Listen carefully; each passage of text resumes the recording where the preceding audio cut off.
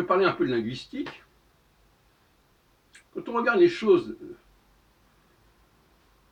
un peu loin, on se rend compte que d'une certaine manière, il y a une affinité entre l'italien et l'espagnol, en parallèle à une affinité entre le français et l'anglais. Et non pas entre, comme on dit souvent, l'anglais et l'allemand.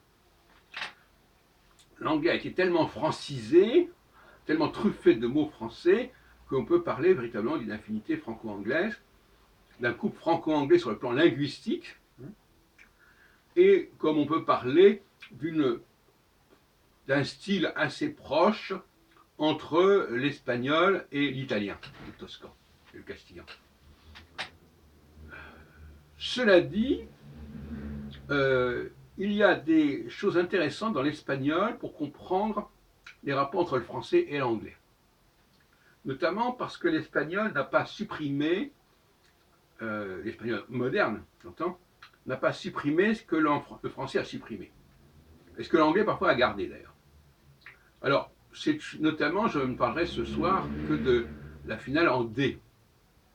Alors, vous savez que par exemple, l'espagnol va dire encantado, là où le français dit enchanté. Les anglais vont dire enchanted.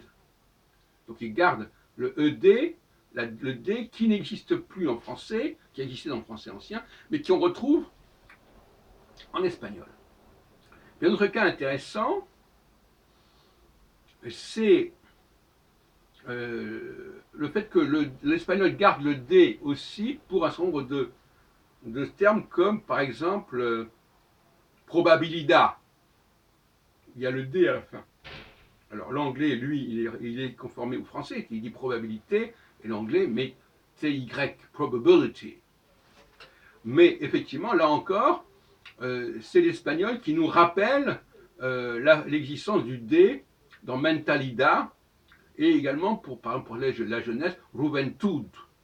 Alors, donc, voyez-vous, donc, il y a quelque chose là qui nous interpelle. Le français a dépassé le stade du D, a évacué le D final.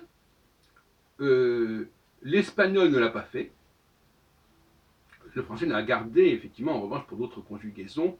Il a écrit, ou il a dit, c'est écrit avec un T. Et le T, c'est la même chose que le D, finalement.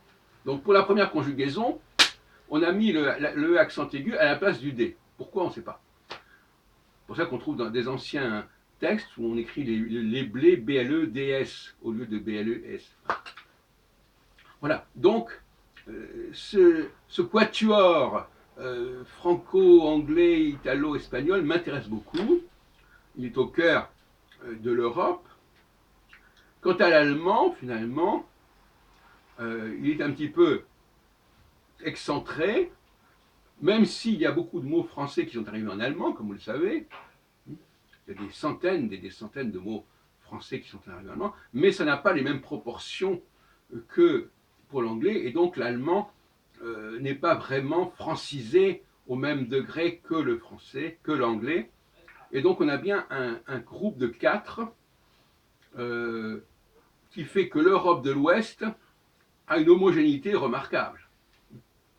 France, Angleterre, Espagne, Italie, ça fait un quatuor, une continuum remarquable, avec une langue qui est à peu près, je dirais exagérément, mais enfin, qui est quand même très très semblable par certains côtés.